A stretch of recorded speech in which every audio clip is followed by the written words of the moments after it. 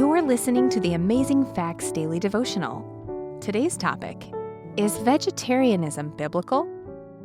In the New Testament period, there was a debate about whether people should eat animals that had been offered to idols by pagans before being butchered for the marketplace. Paul advised Christians to ask no questions for conscience sake, 1 Corinthians chapter 10, verse 25. But if their conscience bothered them, they could just eat vegetables. It had nothing to do with the benefits of a vegetable diet over a meat diet. It concerned whether or not the meat had been offered to idols. Salvation is the most important thing here, but in the New Testament, many ceremonial dietary issues got mixed up in the Jews' minds as being moral issues. The Apostle Paul advised all believers to be careful not to judge other believers in this regard. Romans chapter 14, verse 3. While we should never say a person has to be a vegetarian to be saved, the optimal diet should be no surprise. If you want to see God's original intention, you only need look at creation.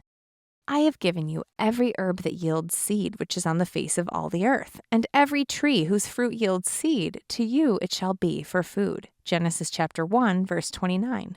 But eventually, people developed other appetites, and throughout history, we see that God sometimes allows things because of man's narrow-minded insistence that are not the best choice.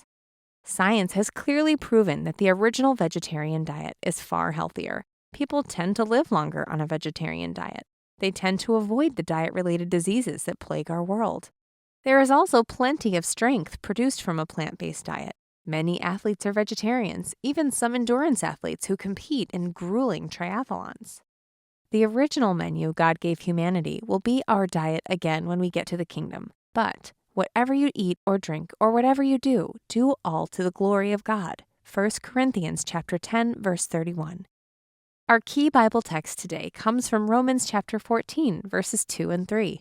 For one believeth that he may eat all things, another, who is weak, eateth herbs. Let not him that eateth despise him that eateth not, and let not him which eateth not judge him that eateth, for God hath received him. Thank you for listening to the Amazing Facts Daily Devotional.